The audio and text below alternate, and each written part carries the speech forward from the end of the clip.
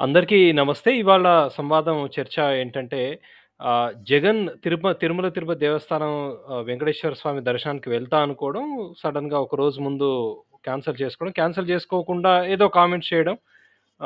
Declaration చేయాలా? అంటే అన్యమతస్థులు declaration చేయాలా? అనే విధంగా ఒక రకమైన చర్చ దారితీస్తుంది. వీటన్నిటిపైన మనకు విశ్లేషణ అందించడానికి నారపరాజు నరసింహరావు గారు మన ముందున్నారు.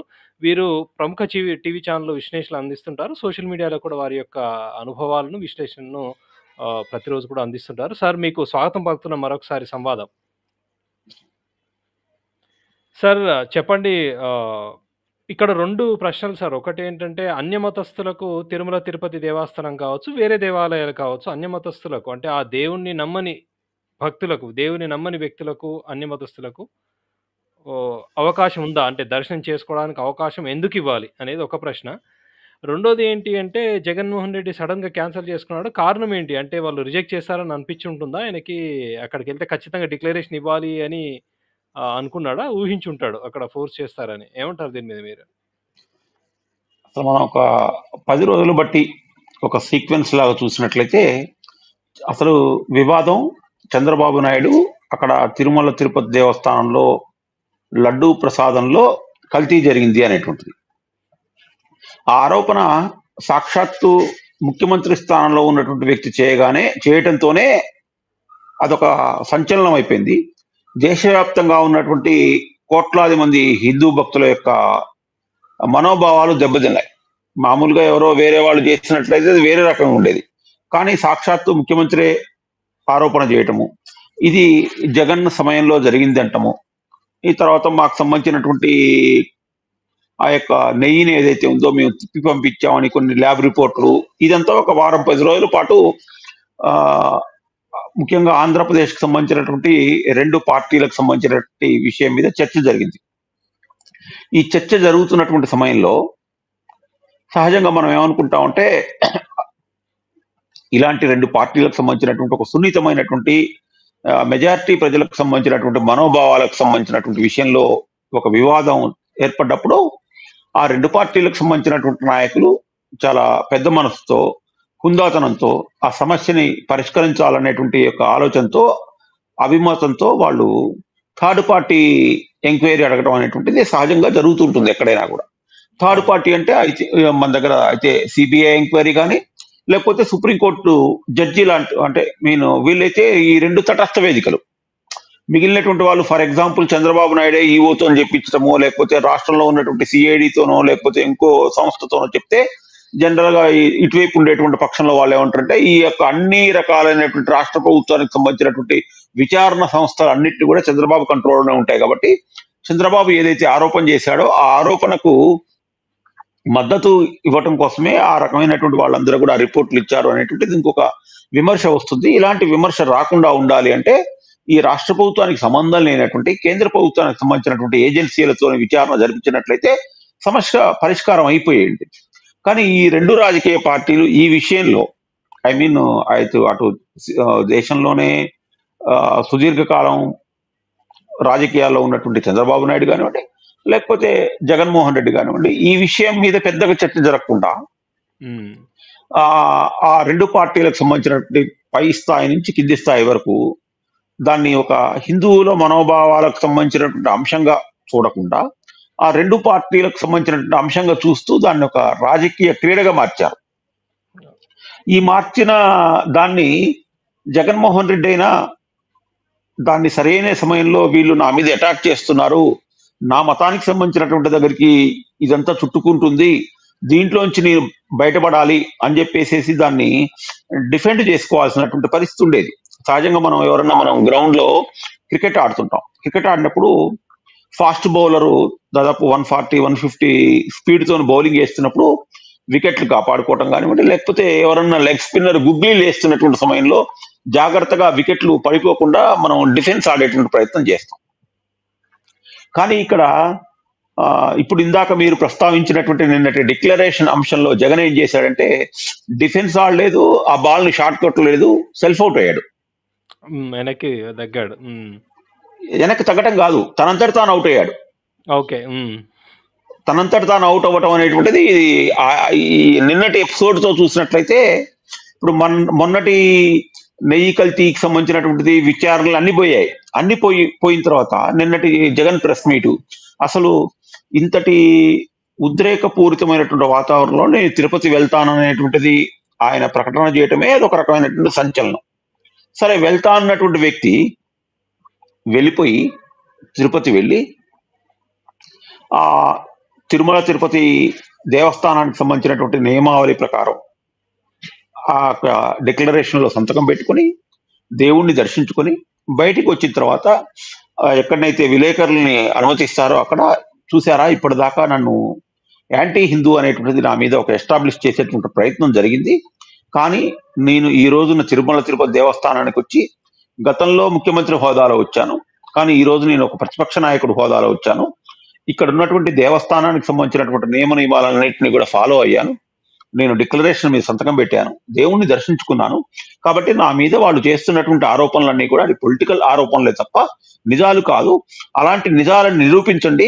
హిందువులు వేసేటువంటి ఏ శిక్షకైనా కూడా నేను శిక్షార్హుణ్ణి, నేను నా అంతటి నేనే ఆ శిక్షను వేసుకుంటాను అనేటువంటిది ఒక హుందా ప్రకటన చేసినట్లయితే బాగుండేది. కానీ ఆయన ఇవన్నీ చేయకుండా ఏం చేశారంటే, నేను గదిలో ఇంట్లో క్రిస్టియన్ని, నాకు మానవతావాది, నాది మానవత్వం, నా మతం.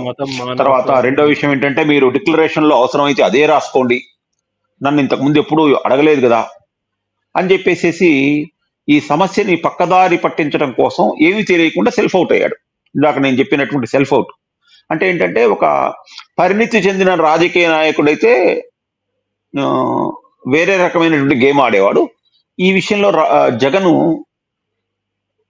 పరిణితి చెందలేదు, ఒక మెచ్యూరిటీ చూపలేదు కాబట్టి ఈ రకమైన స్టేట్మెంట్ ఇచ్చాడు అనేటువంటిది నా యొక్క అభిప్రాయం. సార్, ఇంకొక ప్రశ్న ఇక్కడ ఏంటి అంటే, ఒకటి అన్యమతస్థులు అంటే ఆ సంబంధం లేని వాళ్ళు, ఆలయానికి సంబంధం లేని వ్యక్తులు దేవుని దర్శించుకుంటా అంటే డిక్లరేషన్ చేయాలనేటువంటి ఒక రూల్ ఉంది దేవాలయంలో. కొన్ని దేవాలయాలు వేరే దగ్గర కూడా ఉంది, కొన్ని దేవాలయాలు అసలు అలౌ చేయరు. తమిళనాడు, కర్ణాటక, కేరళ కొన్ని దేవాలయాలు అలౌ చేయరు నాన్ బిలీవర్స్ని.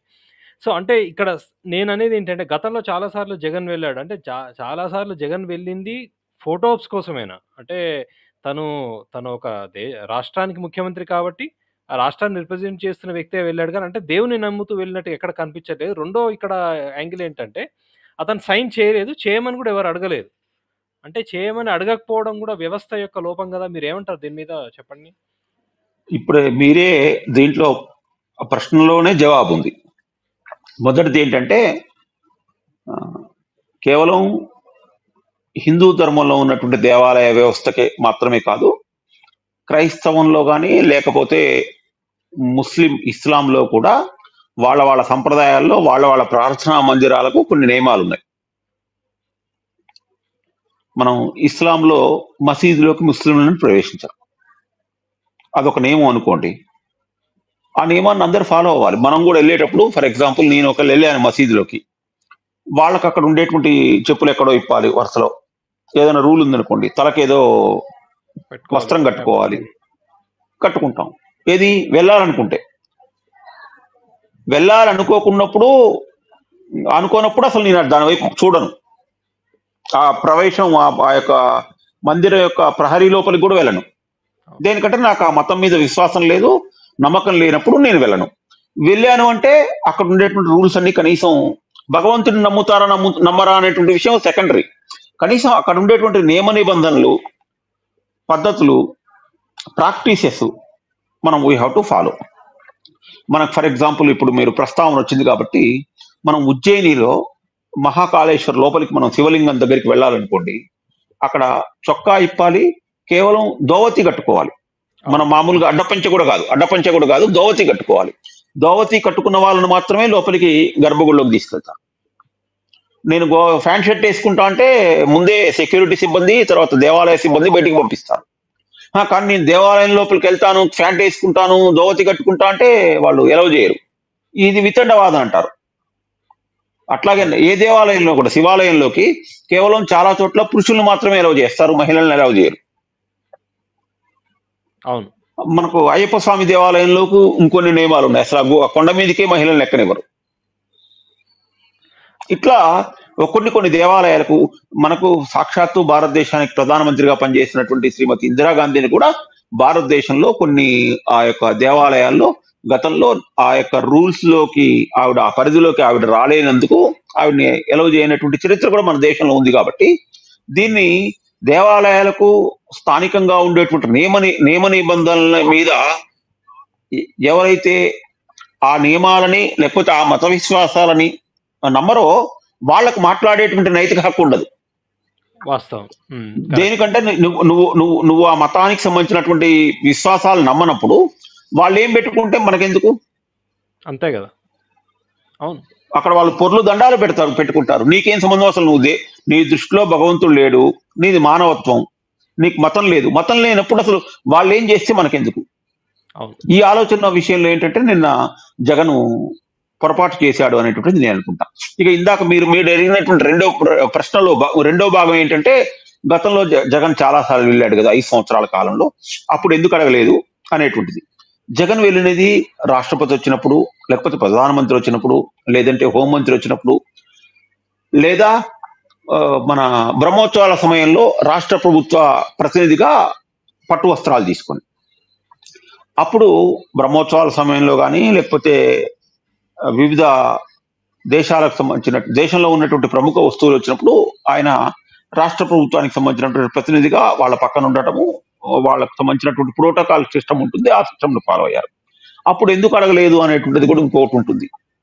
ఇప్పుడు అడిగే హక్కు తిరుమల తిరుపతి దేవస్థానంది. అవును. ఎప్పుడు అడగాలి, ఎప్పుడు అడగకూడదు, ఎందుకు అడుగుతున్నారు, అడిగిన వాళ్ళని అడుగుతారా, ఇవన్నీ కూడా అక్కడ ఉండేటువంటి యొక్క యంత్రాంగానికి సంబంధించినటువంటి బాధ్యత. వాళ్ళ బాధ్యతలను మనం ప్రశ్నించటం అనేటువంటిది కొంచెం ఇక్కడ మళ్ళీ ఇది విషయాన్ని పక్కదారి పట్టించేటువంటి అంశమే అవుతుంది. సరే, వాళ్ళు ఎందుకు అడగలేదు అనుకుందాం కాసేపు. వాళ్ళందరూ కూడా తిరుమల తిరుపతి దేవస్థానానికి సంబంధించినటువంటి ఉద్యోగులైనా కూడా వాళ్ళందరూ కూడా రాష్ట్ర ప్రభుత్వంతో నియమింపబడ్డటువంటి వాళ్ళు. ఆ ట్రస్ట్ బోర్డు చైర్మన్ కానివ్వండి, లేకపోతే మెంబర్లు కానివ్వండి, ఈఓ కానివ్వండి, మిగతా వాళ్ళు కూడా రాష్ట్ర ప్రభుత్వ అధినేతని అడగటంలో వాళ్ళకు కొంత సంశయం, కొంత మొహమాటం, లేదా కొంత వాళ్ళకి ఏమన్నా వ్యక్తిగతంగా ఇబ్బంది కలుగుతుంది అనేటువంటి భయం కావచ్చు, ఇంకోటి కావచ్చు, అడగలేదు అనుకోండి. అడగకపోతే మాత్రం అసలు మనంతటా మనమే హుందాగా మనకి ఇక్కడ ఒక రూల్ ఉంది, డిక్లరేషన్ ఇవ్వటం, నేను ఆల్రెడీ క్రిస్టియన్ అనేటువంటిది మొత్తం ప్రపంచానికి అంత తెలుసు కాబట్టి మీరు పుస్తకం తీసుకురండి, నేను సంతకం పెడతా అని హుందాగా ఇతను కూడా అనొచ్చు కదా. ఇతను అనిపోతే ఇంకా అతని యొక్క ఖ్యాతి ఇంకా పెరుగుతుంది కదా. న్యూట్రల్ పర్సన్స్ కూడా ఇప్పుడు చంద్రబాబు నాయుడు గత 10 సంవత్సరాల నుంచి జగన్ మీద విమర్శ చేస్తున్నటువంటి లక్షల కోట్లు, లేకపోతే ఇంకోటి అవినీతి, వీటన్నిటికంటే కూడా ఇంకా జగన్ని న్యూట్రల్ వ్యవస్థలో ఉండేటువంటి వాళ్ళు మతానికి సంబంధించిన విషయంలో జగన్ వైపే మొగ్గు చూపుతారు కదా. జగన్ ఈ పని ఎందుకు చేయలేదు? ఈ పని చేయకుండా ప్లస్ అతను నిన్నటి ప్రెస్ మీట్ లో నాన్నే ఆపితే దేశంలో హిందువుల పరిస్థితి ఏంటి అనేటువంటిది ఒక మాట్లాడాడు. ఇది కొంచెం ఏంటంటే సమస్యను పక్కదారి పట్టించడమే. అంటే మొత్తం ఈ వ్యవహారంలో ఆయన దళితులను లాగడం ఎంతవరకు సబబు అంటారు? అదే నా ప్రశ్న మీకు యాక్చువల్ గా. వాళ్ళు ఎంతో మంది దళితులు, ఎంతో మంది దేవుని మీద భక్తితో, అత్యంత భక్తి శ్రద్ధలతో, ఇంకా పుర్లుదండాలతో నడిచి మెట్లెక్కి వెళ్లే వాళ్ళు చాలా మంది ఉంటారు. వాళ్ళను లాగడం ఎంతవరకు సబబు అంటారు? అంటే రాజకీయ చతురత అనేది లోపించినట్టు అనిపించింది. మీరేమంటారు? అంటే ఒకటేమో 3 నెలల క్రితం ఎన్నికల ఫలితాలు వచ్చాయి. ఆ ఎన్నికల ఫలితాల్లో అనూహ్యంగా ఈవెందో మీరు నేను కూడా అనేక రకాలైన చర్చలు చేసిన మన సంవాదం వేదికలో కూడా మనకు జగన్ కు 11 వస్తాయి అనేటువంటిది మనం ఊహించలేదు. ఎవరు ఊహించలేదు. లాస్ట్ ఒకలంటే గెలిపోవటంల మధ్య చాలా తక్కువ మార్జిన్ ఉంటుంది అనేటువంటిదే మనం మొదటి నుంచి అనుకున్నాం. ఈవెందో మనం కూడా ఊహించలేదు, జగన్ వాళ్ళు కూడా ఊహించలేదు, రాష్ట్ర ప్రజలు కూడా ఊహించలేదు. ఇది ఎవరు ఊహించినటువంటిది. ఇది సరే, అది ఒక మిరాకిల్ అనుకోండి, ఏమని అనుకోండి, అది పక్కన. ఆ యొక్క ఓటమిలో నుంచి వచ్చేటువంటి అసహనమా, లేకపోతే నేను ఇంకా ముఖ్యమంత్రి అనేటువంటి యొక్క ఫీలింగా, లేదా నేనేం చేసినా ఏమన్నా కూడా నడుస్తుంది అనేటువంటి భావము నాకు అర్థం కాలే. కానీ నిన్న ఆ మాట అనకుండా ఉండుంటే బాగుండేది. ఆ మాట అనటం వల్ల ఆయన ఇప్పటిదాకా వేరే రకరకాల విషయాల్లో, అంటే ఐ మీన్ మతం కాకుండా మిగిలినటువంటి విషయాల్లో అభిమానిస్తున్నటువంటి హిందువులు కూడా నిన్నటి నుంచి మనం రాత్రి నుంచి చూస్తున్నాం.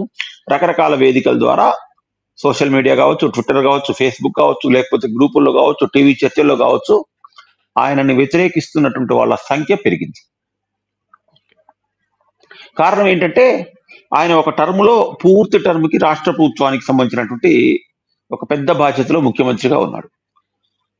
ముఖ్యమంత్రిగా ఉన్నటువంటి 5 సంవత్సరాల కాలంలో ఏ రోజైనా రాష్ట్ర ప్రభుత్వ ఆధ్వర్యంలో నడిచేటువంటి దేవాలయాల్లో ఒక్క కేసైనా ఇతను దళితుడు కాబట్టి ఆ దేవాలయంలోకి ఇతన్ని మనం అనుమతించలేదు అనేటువంటి కేసు ఒకటంటే ఒకటి సింగిల్ కేసును అతను చూపించగలుగుతాడా ఆంధ్రప్రదేశ్లో? రెండవది, ఆయన ఆధ్వర్యంలోనే ఉన్నటువంటి, అంటే అప్పుడు ఉన్నటువంటి తిరుమల తిరుపతి దేవస్థానాల్లో దళిత గోవిందం అనేటువంటిది ఒక పెద్ద ప్రోగ్రాం జరిగింది. దళిత వాడలకి వెంకటేశ్వర స్వామి విగ్రహాలు పంపించటం, అక్కడ దళిత వాడల్లో వెంకటేశ్వర స్వామి గుడికి ఆర్థిక చేయూత ఇవ్వటము. తర్వాత ఇంకొక చిన్న విషయం ఏంటంటే, అది విశ్వ హిందూ పరిషత్తు, తర్వాత ధర్మరక్షా సమితి, తర్వాత తిరుమల తిరుపతి దేవస్థానాలు, ఇట్లా కొన్ని ధార్మిక సంస్థల యొక్క సంయుక్త నేతృత్వంలో దళితులకే పూజారులుగా కొంత శిక్షణ ఇచ్చి, అంటే ఎట్లా అంటే కనీసం ఆ గుడిలో వెంకటేశ్వర స్వామి గుడిని టీటీడీ నిధులతో నిర్మాణం చేసుకున్నాం. విగ్రహం టీటీడీకి సంబంధించినటువంటిది సహకారంతో వచ్చినటువంటి గుడిలో ప్రతిరోజు ఉదయం సాయంత్రం ధూపదీప నైవేద్యాలు పెట్టాలంటే పూజారి కావాలి. ఆ పూజారి ఆ గ్రామంలో లేకపోతే ఎక్కడి నుంచో రావాలి. వచ్చినందుకు పూజారికి సంభావన ఇవ్వాలి. సంభావనలు ఇచ్చేటువంటి ఆర్థిక శక్తి అక్కడ ఉండేటువంటి బస్తీలో ఉండేటువంటి వాళ్ళకు, లేకపోతే ఆ వాడలో ఉండేటువంటి వాళ్ళకు లేనప్పుడు పూజారి రాడు. దేనికంటే ఆయనకు వచ్చేటువంటిది కూడా అల్టిమేట్ గా ముక్తి కోసమే. కాబట్టి ఇట్లాంటి విపత్కర పరిస్థితులు వస్తే ఏం చేయాలనేటువంటిది తిరుమల తిరుపతి దేవస్థానం చాలా కాలం క్రితమే చాలా సుదీర్ఘంగా ఆలోచించి ఒక మంచి దళిత గోవిందం అని చెప్పేసి ఇట్లాంటి అనేక రకాల కార్యక్రమాలతో దళితులకే శిక్షణ ఇప్పించి వాళ్ళ చేతనే పూజలు, ఉదయం సాయంత్రం పూజాది కార్యక్రమాలు, నైవేద్యం, ధూపం, దీపం పెట్టేటువంటి కార్యక్రమాలు చేస్తున్నారు. ఇది టీటీడీ చేస్తున్నప్పుడు ఒక రాష్ట్ర ముఖ్యమంత్రిగా 5 సంవత్సరాలు పనిచేసినటువంటి వ్యక్తి నన్ను దేవాలయంలోకి అనుమతించకపోతే దళితులను కి ఎలా అనేటువంటిది ప్రశ్న వేయటం అనేటువంటిది, ఇది అసలు సభ్య సమాజం ఎవరు అంగీకరించేటువంటి పరిస్థితిలో లేరు. అసలు ఇంకొక విషయం ఏంటంటే నిన్న జగన్మోహన్ రెడ్డి ప్రెస్ మీట్ తర్వాత మళ్ళీ చంద్రబాబు నాయుడు ప్రెస్ మీట్ పెట్టాడు. ఆయన ప్రెస్ మీట్ కూడా చాలా విషయాల్లో ఆలోచించే విధంగానే ఉంది. కారణం ఏంటంటే ఇందాక ఆరోపణ చేసినటువంటి జగన్మోహన్ రెడ్డి నాకే అనుమతి ఇవ్వకపోతే అన్నాడు. అసలు నీకు అనుమతి ఎవరు ఇవ్వలేదు, ఎప్పుడు ఇవ్వమన్నారు, మీ దగ్గర ఏమైనా ఆధారాలు ఉంటే చూపించండి అన్నాడు. చాలా అద్భుతమైనటువంటి అతను ప్రశ్నని సంధించాడు. దీనికి జగన్మోహన్ రెడ్డి సమాధానం చెప్పాల్సినటువంటి అవసరం ఉంది. అంటే ఎవరో అక్కడ ఉండేటువంటి స్థానికుల వైఎస్ఆర్సీపీ నాయకులకో మరొకరికో మీరు ఒక 30 మందో 20 మందో గుమిగూడి రావద్దు, మామూలుగా వెంకటేశ్వర స్వామిని దర్శనం చేసుకొని పోండి అని చెప్పి అన్నారు తప్ప మీరు గుళ్ళోకి రావద్దు అని చెప్పేసి ఏ దేవాలయం పాలక మండలి ఏ భక్తుల్ని అన్నది. కానీ ఇలాంటి ఆరోపణలు చేయడం వల్ల ఆయనకు, ఇందాక నేను సెల్ఫ్ అవుట్ అన్నాను కదా, ఆ అంటే ఐ మీన్ ఆ బాల్ ని డిఫెన్స్ ఆడటం తెలియకనా, షాట్ కొట్టడం తెలియక, లేకపోతే షాట్ కొడితే ఏమవుతుందో అనేటువంటి భయం వల్ల తనంతట తానే వికెట్లకు బాల్ తగిలించుకొని వెళ్ళిపోయినట్టుగా, క్రీజ్ లోంచి వెళ్ళిపోయి పెవిలియన్ లో రెస్ట్ తీసుకుంటున్నట్టుగా అనిపించింది నాకు. అంటే రిజెక్ట్ చేస్తారని ఊహించుండొచ్చు సార్ కదా. అంటే అలా ఏమన్నా రూల్ ఉందా, మీకు ఏమైనా ఐడియా ఉందా? అంటే డిక్లరేషన్ ఇవ్వకపోతే రానివ్వరు అని ఏమన్నా ఉందా? అట్లా అది ఊహించుంటాడని నాకు అనిపిస్తుంది. అంటే డిక్లరేషన్ రానివ్వరు అనేటువంటి విషయం సెకండరీ. అన్య మతస్థులు డిక్లరేషన్ ఇచ్చి వెళ్ళాలి అనేటువంటి నిబంధన ఉంది తిరుమల తిరుపతి దేవస్థానంలో. అబ్దుల్ కలాం లాంటి మహానుభావుడే ఇప్పటిదాకా అన్య మతస్థులు వెళ్ళినటువంటి వాళ్ళు, అంటే కొండ మీదకి వెళ్ళారంటేనే ఏదో ఒక నమ్మకం ఉంటేనే కొండెక్కుతారు, లేకపోతే అసలు అలిపిరి దాటి వెళ్ళరు. కొండెక్కారంటే గుడికి వెళ్తారు అనుకోండి, గుడికి వెళ్ళినప్పుడు రాయటంలో తప్పులేదు, అంటే అక్కడ కూడా రాయటం కూడా గుర్తుపెట్టుకోవాల్సిన విషయం ఏంటంటే, నేను ఆ మతాన్ని ఫాలో అవుతానని కాదు. ఆ మత సంప్రదాయాన్ని నేను రెస్పెక్ట్ ఇస్తాను అని. ఇప్పుడు ఆ! సనాతన ధర్మం కూడా ఏం చెప్తుంది? సనాతన ధర్మం కూడా సర్వే జనా సుఖినో భవంతు అంటుంది. మా మతమే గొప్పది అనట్లేదు. మా మతంలోకి రాని వాళ్ళందరూ పాపులు అని అనట్లేదు. అవును. అందరూ బాగుండాలి. లోకా సమస్తా సుఖినో భవంతు అని మనకు చెప్పింది. అంటే అందరూ బాగుండాలి. అన్ని మతాలు బాగుండాలనే కోరుకుంటున్నాం మనం. కాబట్టి నా మతాల్లో విశ్వాసాన్ని మీరు అందరూ ఫాలో అవ్వాలని చెప్పట్లే. నా దేవాలయంలోకి వచ్చినప్పుడు మీరు నా మత విశ్వాసాలని, లేకపోతే మత సంప్రదాయాలని, లేకపోతే ఇక్కడ ఉండేటువంటి రూల్స్ ని రెస్పెక్ట్ ఇవ్వండి అని అడుగుతుంది. అంతవరకే సింపుల్. అవును. దాంట్లో డిక్లరేషన్ ఇవ్వడంలో తప్పైతే ఏం లేదు. అవును. సార్ ఫైనల్ కంక్లూడ్ చేద్దాం. ఫైనల్ క్వెషన్ ఏంటంటే లార్జర్ క్వెషన్ ఏంటి అంటే నేను మొదలు అడిగిందే మళ్ళీ ఏంటంటే అన్యమతస్థులు వస్తే ఏమవుతది అనేటువంటి ఒక చర్చ కూడా జరిగింది. కొంతమంది వస్తే రానివ్వాలి, ఎందుకు రానివ్వద్దు అనేటువంటి చర్చ జరిగింది. దీనికి మీరేమంటారు? అంటే నేను ఇది ఏ కోణంలో అడుగుతున్నా అంటే ఒకతను మొన్న అన్యమతస్థుడు అంటే వేరే సంప్రదాయానికి చెందినవాడు, వేరే మతానికి చెందిన అతను వచ్చి సడెన్‌గా అక్కడ ఉన్నటువంటి వైకుంఠం కాంప్లెక్స్‌లో కూర్చొని సడెన్‌గా అరవడం, యూట్యూబ్ రీల్ కోసం వచ్చి మీరు చూసే ఉంటారు ఈ వార్త గూడా. సో, ఇలాంటివన్నీ గూడా జరిగినాయి. ఈ అన్నిటి మీద లార్జర్ క్వెషన్ దీని మీ సమాధానం ఏంటి? గడిచిన ఒక 15-20 సంవత్సరాల మధ్యలో ముఖ్యంగా ఆంధ్రప్రదేశ్‌లో ప్రధాన దేవాలయాల్లో ఆహ్, ఇది నేను ఎలా చెప్పాలి అనే విషయం నాకు అర్థం కావట్లే గానీ, ఈ మతస్థులకు సంబంధించినటువంటి ప్రవేశం మాత్రం లాస్ట్ 20 ఇయర్స్ నుంచే ప్రారంభమైంది. అంటే ఏంటి? జనరల్‌గా మత విశ్వాసాలకు సంబంధించిన విషయంలో చూసినట్లయితే తిరుమల తిరుపతి దేవస్థానంలో కూడా ఐ మీన్ శ్రీశైలం దేవస్థానంలో కూడా దేవాలయంలో షాపుల నిర్వహణ అన్యమతస్థులే చేస్తున్నారు. ఇంకో విషయం ఏంటంటే తిరుమల కొండ మీద కూడా అన్యమత ప్రచారం చేస్తూ అనేక మంది పట్టుబడ్డారు. పాంప్లెట్లు పంచుతూ. అక్కడ మనకు బ్రహ్మోత్సవాల సమయంలో కూడా ఎవరో ఒకరు నల్ల అట్టా వేసుకున్నటువంటి పుస్తకంలో తీసుకొని ఇగోండి మా అని చెప్పేసి కరపత్రాలు ఇచ్చినటువంటి సందర్భాలు, వాళ్ళను అక్కడ భక్తులు దేహశుద్ధి చేసినటువంటి సందర్భం కూడా ఉంది. గడిచిన 20 సంవత్సరాలకు చూసుకుంటే మనకు ఇదే జగన్మోహన్ రెడ్డి ముఖ్యమంత్రిగా ఉన్నప్పుడు నెల్లూరు నుంచి తిరుమలకి వెళ్ళేటువంటి బస్సుల్లో టికెట్ల వెనకాతల ముద్రణ అనేటువంటి విషయం కూడా మనం చూసాం. అంటే ఐ మీన్ పరమతానికి సంబంధించినటువంటి ఒక ప్రచారాన్ని కూడా మనం చూసాం. ఇవన్నీ వచ్చినప్పుడు ఇవన్నీ మనకు ఇందాక మీరు చెప్పినట్టుగా ఒకతను యూట్యూబ్ కోసమో దానికోసమో దీనికోసమో రాకుండా కొంత నియంత్రణ అనేటువంటిది అవసరం. అది సెక్యులర్ కి సంబంధించినటువంటి వ్యవస్థ కాదు. అవును. అన్ని మతాల సమానం, అందరూ ఒకటే, మనుషులు ఒకటే, మానవత్వం అనేటువంటిది ఏమి ఉండదు. అది హిందూ దేవాలయం. మనం ముస్లిం దేవాలయంలోకి, ముస్లిం మసీదులోకి వెళ్ళి మీరు మహిళల్ని రానివ్వండి, ఇక్కడ మనం అక్కడికి వెళ్ళి విష్ణు సహస్రనామం చదువుతాము, లేకపోతే ఒక కనకదార స్తోత్రం చదువుతాము, అన్ని మతాలు సమానమే కదా అని అంటామా? అనం కదా. ఆ స్వేచ్ఛ వాళ్ళకెట్లుందో హిందువులకు కూడా అట్లాగే ఉండాలి. ఇక్కడ ఏంటంటే ఈ పాలకులు లోపభూయిష్టమైనటువంటి విధానాలతో ఏంటంటే ఈ హిందువులకు అనే వరకు ఒక చులకన భావంతో వీళ్ళందరూ వస్తున్నారు. కాబట్టి అందుకని నిన్నటి చంద్రబాబు నాయుడు ప్రెస్ మీట్ లో, సరే అది ఎప్పుడు ఆచరణలోకి తీసుకొస్తారనేటువంటి విషయం తెలియదు కానీ ఆయన ఒక మాట ఏమంటే, మేము త్వరలో ఒక చట్టం చేయబోతున్నాం, దేవాలయాలకు సంబంధించినటువంటి ఏ మతం కానివ్వండి, అది వక్ఫ్ బోర్డుకు సంబంధించినటువంటి దాంట్లో ముస్లిం వాళ్ళే ఉండాలి, క్రిస్టియన్కి సంబంధించినటువంటి వ్యవస్థ ఏదైతే ఉందో దాంట్లో క్రిస్టియన్లే ఉండాలి, హిందూ దేవాలయాలకు సంబంధించినటువంటి దాంట్లో ఉద్యోగస్తులందరూ కూడా హిందువులే ఉండాలి అనేటువంటి ఒక చట్టం తీసుకొస్తామని చెప్పేసి చెప్పాడు.